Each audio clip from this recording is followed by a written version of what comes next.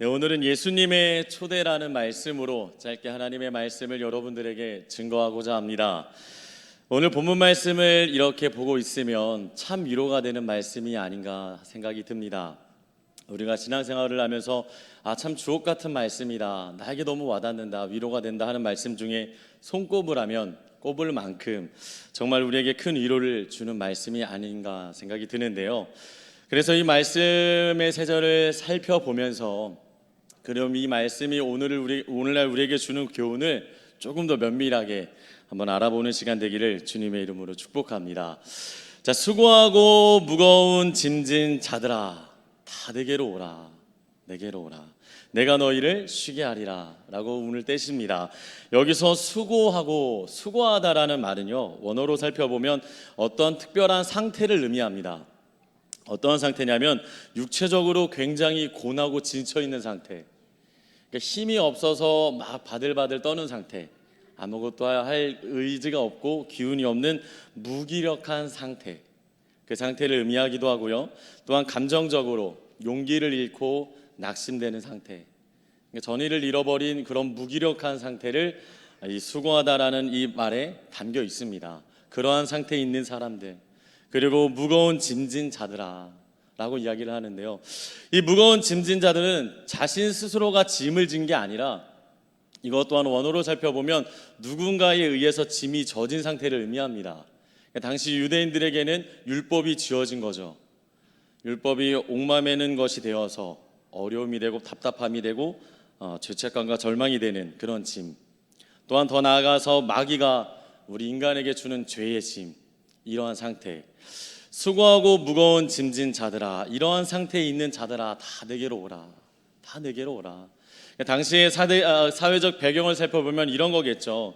로마의 압제로 인해서 육체적으로 정신적으로 지치고 쇠잔한 자들, 율법 때문에 이렇게 이 뜻대로 살지 못해서 죄의식과 무기력함에 살아가는 자들, 또한 마귀가 유혹하는 그 죄의 짐에 늘 넘어져서 살아가는 그 모든 사람들, 그런 사람들에게 나오라고 주님이 말씀하십니다. 오늘날도 마찬가지입니다. 세상 속에서 육체적으로 정신적으로 지쳐있는 모든 사람들, 그리고 불투명한 미래 때문에 두려워하고 있고 걱정하고 근심하고 있는 모든 사람들, 죄의 유혹에 넘어지고 또 죄의식 때문에 무기력감에 사로잡혀 있는 모든 사람들, 이 시대를 살아가는 모든 사람들에게도 동일하게 주님이 지금 말씀하십니다. 다 내게로 오라. 모든 사람에게, 즉 저와 여러분들에게도 지금 이 순간에도 말씀하고 계시는 겁니다. 다 내게로 오라. 그럼 예수님께서는 왜 저와 여러분을, 그리고 이 땅의 사람들을 초대하셨을까요? 왜 주님은 우리를 초대하셨을까요? 세 가지의 이유가 있는데요, 첫 번째는 저와 여러분들에게, 그리고 우리에게 쉼을 주기 위해서입니다. 주님이 우리를 부르시는 이유는 단 한 가지, 우리를 힘들게 하려는 게 아니라 그렇게 짐지고 있고 그렇게 힘들어하는 우리에게 쉼을 주시기 위해서 우리를 부르셨다라는 거예요. 이 쉼을 보면 안식을 주겠다는 말입니다. 평안함을 주겠다는 말이에요. 다른 말로 말하면 자유함을 주겠다라는 겁니다. 너희가 지고 있는 이 짐으로부터 내가 자유함을 주겠다. 자, 구체적으로 어떠한 자유함입니까? 죄로부터의 자유예요. 나에게 오는 모든 자들은 죄로부터 자유할 것이다. 예수 그리스도의 그 십자가의 은혜, 그 공로를 믿고 죄를 고백하고 의지하기만 하면 자유함을 얻을 수 있는 것처럼 그런 죄로부터의 자유함을 우리에게 허락하신다라는 거예요. 요한일서 1장 9절에 이런 말씀이 있습니다. 만일 우리가 우리 죄를 자백하면 그는 미쁘시고 의로우사 우리 죄를 사하시며 우리를 모든 불의에서 깨끗하게 하실 것이요. 죄로부터의 자유함을 허락하신다라는 거예요. 다음으로는 율법으로부터의 자유를 약속하십니다. 율법으로부터의 자유, 지키지 못해 오는 죄책감과 무기력에서부터 자유함을 허락하신다라는 거예요. 로마서 8장 1절과 2절 말씀에 그러므로 이제 그리스도 예수 안에 있는 자에게는 결코 정죄함이 없나니 이는 그리스도 예수 안에 있는 생명의 성령의 법이 죄와 사망의 법에서 너를 해방하였음이라. 이 육신에 얽매이는 것으로부터의 자유함도 허락하셨습니다. 허락하신다라는 거예요. 그리고 또 어떠한 자유를 허락하십니까? 근심과 걱정으로부터의 자유함을 허락하신다라는 거예요. 근심과 걱정으로부터 현재 겪고 있는 아픔, 슬픔, 괴로움, 절망들, 불투명한 미래에 대한 괴로움, 고민, 걱정들, 이 모든 것들로부터 자유함을 우리에게 허락하신다라는 겁니다. 믿으십니까? 주님은 자유함을 허락하신다라는 거예요. 빌립보서 4장 6절과 7절 말씀에 아무것도 염려하지 말고 다만 모든 일에 기도와 간구로 너희 구할 것을 감사함으로 하나님께 아뢰라. 그리하면 모든 지각에 뛰어난 하나님의 평강이 그리스도 예수 안에서 너희 마음과 생각을 지키시리라. 우리가 알게 모르게 지고 있는 이 어려움들, 이 짐으로부터 주님이 자유함을 주시기 위해 우리를 부르셨습니다. 우리 예수님은 이 모든 것으로부터 우리를 능히 자유케 하실 수 있는 분입니다. 믿으십니까? 주님만이 우리를 자유케 하실 수 있는 분이라는 거예요. 또한 십자가에 달려 죽기까지 우리를 사랑하시는 주님이, 그 예수님이 우리를 너무나도 자유케 하기를 원하신다라는 겁니다. 해도 되고 안 해도 되고가 아니라 내가 정말 너희를 사랑하는데 너희가 자유케 되기를 원한다 라고 하시고 계시다라는 거예요. 따라서 우리가 해야 될 일은 무엇이냐면 주님의 그 초대에 응하기만 하면 되는 겁니다. 주님의 부르심에 아멘하고 나아가면 되는 거예요. 주님 앞에 그저 엎드리면 된다라는 겁니다. 혹시 이곳에 아직 믿음이 없으신 분들이 있다면, 그저 교회의 문턱만 넘고 그저 주님을 향한 믿음이 없이 교회 생활만 하고 있는 분이 있다면 오늘 이 시간 그 초대에 응하시길 바랍니다. 주님을 구원자로 영접하시길 바라요. 나의 모든 짐을 대신 짊어지시고 또한 나의 모든 짐을 거두어 가실 그 예수님의 사랑 앞에 무릎 꿇길 바랍니다. 또한 믿음이 있지만, 주님을 믿고 있다고 하지만 여전히 근심과 걱정, 불안에 사로잡혀 있는 분들, 또한 제 가운데 계신 분들, 그리고 주일에만 주님을 찾고 평일에는 정말 주님과 상관없는 삶을 살고 있는 모든 성도분들, 그분들 또한 주님의 초대에 응하시길 바랍니다. 나와 함께 동행하길 원하시는 그 주님의 부르심, 나의 모든 삶의 영역에 개입하기를 원하시는 그 주님의 앞에, 주님의 부르심 앞에 응하시기를 축복합니다. 여러분들이 그 주님의 초대에 응할 때에 여러분들의 갖고 있는 짐은 더 이상 짐이 되질 않습니다. 그 가운데는 평안이 자리 잡고 안식이 자리 잡고 자유가 자리 잡게 되는 것입니다. 주님은 날마다 이 귀한 자리에 우리를 초대하세요. 걱정과 근심과 죄의 짐 때문에 힘들어하는 우리를 부르십니다. 그런데 우리가 이 부르심에 반응하지 않게 된다면, 이 부르심을 외면하게 된다면 우리도 모르는 사이에 이 부르심을 잊어버리게 되고 무반응하게 된다는 거예요. 이 무반응하는 모습은 어떠한 모습이냐? 주님께서 이 세대의 특징이라고 단정 지으십니다. 이 세대의 특징, 이게 무슨 말이냐면요, 마태복음 11장 16절과 17절 함께 보겠습니다. 자, 함께 읽겠습니다. 시작.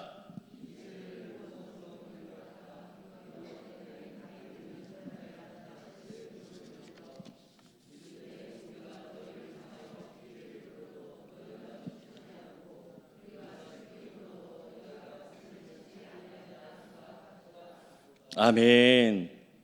주님께서는 이 세대의 특징에 대해서 아주 명확하게 말씀하십니다. 마치 이런 거예요. 비유를 들어주신 건데요, 아이들이 소꿉놀이 하듯이 당시 아이들이 특별한 놀이가 없으니까 장사하는 분들을 흉내냅니다. 아니면 장례를 치르는 분들을 흉내낸다라는 거예요. 그래서 두 그룹이 있어서 장사를 흉내내는 이 그룹이 어떠한 행동을 하냐면, 한 그룹은 피리를 불면서 막 장사를 하는 척을 해요. 그럼 다른 그룹은 호응을 돼야 되는 거잖아요. 그런데 이 시대는 마치 이 호응하지 않는 것과 같은, 끊임없이 초대하고 있고 끊임없이 부르고 있는데 무반응하는 것, 현 세대는 그렇다라는 거예요. 장례를 비유로도 마찬가지입니다. 곡하고 흉내내고 있는데 한쪽 그룹에서는 전혀 호응하지 않고 있는 것, 즉 무반응한 것이 이 시대의 특징이라는 거예요. 그러니까 우리도 자칫 잘못하면 주님의 끊임없는 그 부르심에 관심 없어하고 내 멋대로 내 마음대로 살아가려고 한다면 무반응하게 된다라는 겁니다. 더 이상 이 부르심에 우리가 동하지 않게 된다라는 거예요. 이어서 주님은 마태복음 11장 20절부터 24절에 이런 말씀을 하십니다. 제가 읽을게요. 예수께서 권능을 가장 많이 행하신 마을들이 회개하지 아니하므로 그때에 책망하시되 화 있을진저 고라시나 와 있을진저 벳세다야 너희에게 행한 모든 권능을 두로와 시돈에서 행했더라면 그들이 벌써 베옷을 입고 제에 앉아 회개하였으리라. 아멘. 이 고라신이라는 지역은 밀을 재배하던 지역이라고 합니다. 그런데 이 밀이 특별히 어디에 쓰였냐면 우상 숭배하는 곳에 쓰였다고 해요. 그러니까 폐역하고 악한 이 지역이었다라는 것이죠. 벳세다는 또 어떤 지역이냐면 예수님의 제자들을 가장 많이 부른 곳입니다. 그러니까 이 두 지역 가운데 주님께서 권능을 베풀었고 많은 이적을 베풀었고 그들을 부르시고 초대하셨지만 이들이 어떻게 했다라는 거예요? 무반응했다라는 거예요. 너희들에게 행한 그 권능을 두로와 시돈에 성행했더라면, 두로와 시돈은 무역으로 성행한 그 도시거든요. 근데 이제 돈을 너무나도 많이 벌다 보니까 타락하게 되고 그런 어떤 피폐한 모습이 있는 그 도시인데 그 도시에게 이런 권능을 베풀었다면 그 도시가 변했을 거다, 회개했을 거다. 왜 무반응하냐? 이것을 이야기하고 있다라는 겁니다. 가버나움도 마찬가지죠. 그 다음 절에 보면 23절에 가버나움아 내가 하늘에까지 높아지겠느냐 음부에까지 낮아지리라. 내게 행한 모든 권능을 소돔에서 행했더라면 그 성이 오늘까지 있었으리라. 자, 가버나움이라는 지역은 예수님의 사역의 중심지 같은 곳이에요. 예수님은 베들레헴에서 태어났고 나사렛에서 자라셨지만 그 사역의 중심지는 가버나움이셨습니다. 이곳에서 많은 이적을 행했다라는 거예요. 만약 이곳에서 행했던 이 이적을 소돔에서 행했다면, 멸망의 도시로 일컬어지는 그 소돔에서 이 일을 행했다면 이 도시가 살아남을 것이다라고 말씀하십니다. 결국 하고자 하는 말씀이 무엇인가요? 무반응이라는 거예요. 무반응. 이 초대에 무반응했다라는 겁니다. 사랑하는 성도 여러분, 이 시대가 보이는 이 무반응을 경계하시길 바랍니다. 나도 모르는 사이에 그냥 안일한 마음 가운데 주님의 그 초대와 부르심 앞에 내가 응하지 않고 있는 것은 아닌가, 한번 여러분들을 되돌아보시길 바랍니다. 아니면 혹 이런 분들도 있을지 모르겠어요. 주님이 나를 초대하신 것이 맞나요? 초대하지 않으시는 것 아닌가요? 의심하는 사람이 있을지 모르겠지만 단언컨대 이 자리에 있는 것이 그분의 초대입니다. 내가 이 자리에 있는 것이 내 힘으로 나온 것 같지만 그분의 초대함이 있었기 때문에, 그 은혜가 있었기 때문에 우리가 있는 거예요. 내가 이 시간 하나님의 말씀을 듣고 있다는 것이 초대받았다는 증거가 됩니다. 내 삶 가운데 교회 가고 싶고 기도하고 싶고 말씀 보고 싶고 찬양하고 싶다라는 것이 내가 초대받았다는 증거예요. 그러면 우리는 그 증거, 그 초대에 응하기만 하면 됩니다. 그냥 주님을 앞에 나아가서 모든 것을 맡기면 돼요. 주님 앞에 나아가 엎드리면 된다라는 겁니다. 그럴 때에 참된 안식과 평안, 자유를 우리가 누릴 수 있게 된다라는 거예요. 여러분들의 각자의 삶 가운데서 주어지는 그 초대에 응하시는 여러분 되기를 축복합니다. 교회 안에서뿐만 아니라 여러분의 삶의 여러 현장에서 주님의 그 부르심에 여러분 화답하시기를 소망합니다. 다음으로 예수님은 왜 저와 여러분들을 초대하셨을까요? 두 번째, 저와 여러분들에게 멍에를 매게 하기 위해서 초대하셨습니다. 이게 무슨 말이죠? 우리가 갖고 있는 수많은 짐들을 주님이 거두어 가시기 위해서, 또 자유케 하시기 위해서 우리를 초대하셨는데 갑자기 왜 멍에를 매게 하기 위해서 우리를 부르셨습니까? 의구심이 될 텐데요. 멍에라는 것은 짐승의 등에 매는 기구를 말합니다. 그러니까 밭을 갈거나 또한 짐을 옮길 때 쓰는 거죠. 그러니까 조금 젊은 세대들은 모를 수 있지만 이게 농촌에서 지내신 분들은 너무 잘 알고 있죠. 소 이렇게 등에다 지는 것. 근데 중요한 것은 이 멍에는 주인이 있는 짐승에게만 매답니다. 그러니까 주인이 없으면 멍에를 결코 매달지 않아요. 그게 무슨 말이냐면, 멍에를 맨다라는 것은 예수 그리스도를 내 삶의 주인으로 섬기겠다라는 거예요. 예수 그리스도가 내 삶의 유일한 주인이십니다. 그 멍에를 내가 매겠습니다 라는 것입니다. 전적으로 내 삶에 주님을 신뢰하겠습니다 라는 것이죠. 그러니까 삶의 모든 영역에서 하나님의 도움을 구하겠습니다 이야기하는 겁니다.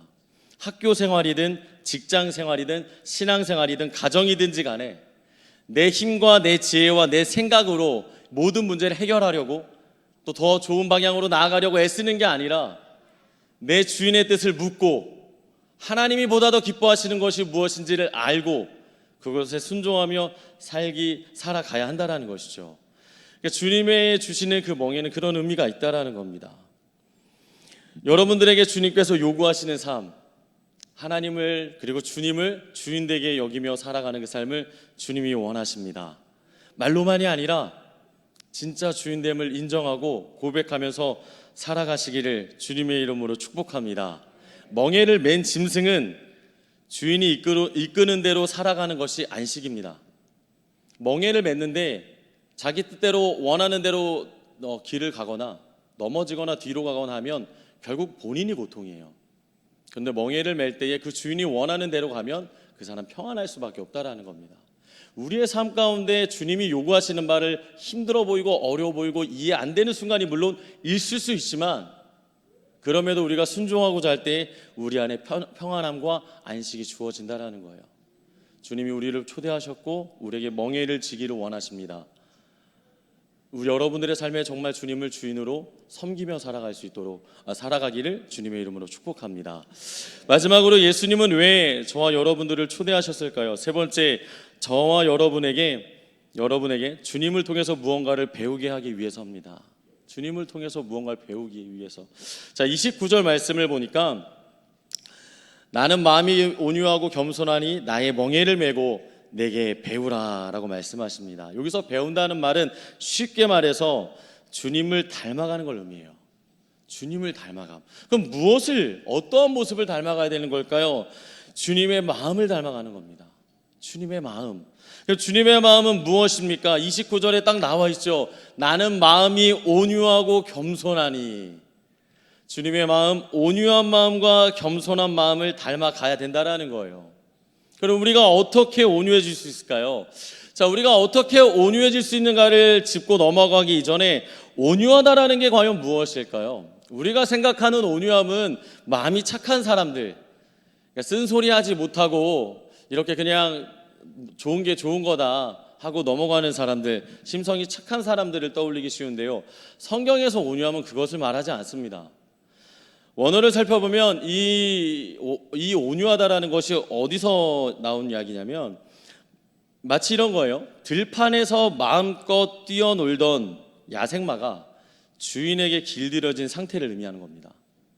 그러니까 내 멋대로 막 살던 야생마가 주인에게 딱 길들여진, 주인이 원하는 대로 가고 서는 그 상태를 온유하다라고 이야기하는 거예요. 그러니까 주님의 말씀에 우리가 길들여지고 그 말씀을 통해 우리가 가기도 하고 서기도 하는 삶을 사는 것, 이게 온유한 성품이라는 겁니다. 그 성품을 닮아가야 될 줄 믿습니다. 자, 민수기 12장 3절 제가 읽어보겠습니다. 이 사람 모세는 온유함이 지면의 모든 사람보다 더하더라. 아멘. 모세가 가장 온유한 사람이라고 이야기를 합니다. 그런데 우리가 알고 있는 모세는 어떤 사람이에요? 불같은 사람이에요. 자기 멋대로 하는 사람입니다. 하나님께서 세우지 않았음에도 불구하고 내가 이 민족의 구원자라 착각하고 이 사건에 개입해서 애굽 바로의 바로의 그 신하를 두들겨 패고 죽이죠. 그렇게 제멋대로고 불같던 사람이에요. 그런데 성경은 훗날 그를 향해 온유하다고 말을 합니다. 왜요? 그가 말씀으로 온전해졌거든요. 그가 하나님의 말씀으로 길들여졌거든요. 그러니까 그는 정말 온전한 하나님의 사람이고 온유한 사람이라고 일컬어졌다라는 겁니다. 여러분들의 삶 가운데 하나님의 말씀을 통해 온유해지기를 소망합니다. 주님의 그 온유함이 여러분들 가운데 있기를 소망합니다. 자, 또한 우리가 어떻게 하면 겸손할 수 있을까요? 이 또한도 내 의지로 되는 게 아니에요. 우리는 이거 다 하나님의 은혜입니다 말하는 게 물론 중요한데 이런 정도를 겸손함으로 좀 착각할 수 있어요. 근데 사실 말하는 것과 달리 내 마음은 얼마든지 교만할 수 있잖아요. 겉에서만 겸손한 척할 수 있잖아요. 그냥 괜찮은 척할 수 있고. 그러니까 이것은 겸손함이라는 것은 내가 어찌할 수 없는 영역이에요. 그걸 인정해야 됩니다. 내가 말한다고 해서 겸손해지는 게 아니에요. 무엇이 있어야 되냐면 주님의 만져주심이 있어야 되는 거예요. 주님의 그 마음이 우리 안에 거해야 되는 겁니다. 주님이 그 마음을 주시지 않으면 누구도 겸손할 수 없어요. 주님이 그 마음을 주시고 그 은혜를 주시니까 우리가 겸손해질 수 있다라는 겁니다. 주님의 그 부르심 초대, 우리를 온유케 하고 겸손케 하기를 원하신다라는 사실을 기억하고 온유한 마음과 겸손한 마음을 두루 갖추는 여러분 되기를 축복합니다. 사랑하는 성도 여러분, 말씀을 마치고자 합니다. 주님의 그 부르심, 그 초대에 응하십시오. 오늘 이 말씀을 듣는 것만으로도 이미 주님은 여러분들을 부르시고 있는 겁니다. 여러분들의 그 삶의 모든 순간들마다 나의 삶이 답답하고 괴롭고 힘들고 어지럽고 뭐 답이 없어서 지치는 그 순간마다 이 모든 짐을 나에게 맡기라는 주님 앞에 나아가시길 바랍니다. 그래야 하여 참된 자유를 그 안에서 누리고 주님의 멍에를 메고 전적으로 순종하며 주님을 닮아가는, 그래서 참된 그리스도의 삶을 살아가는 여러분 되기를 주님의 이름으로 축복합니다.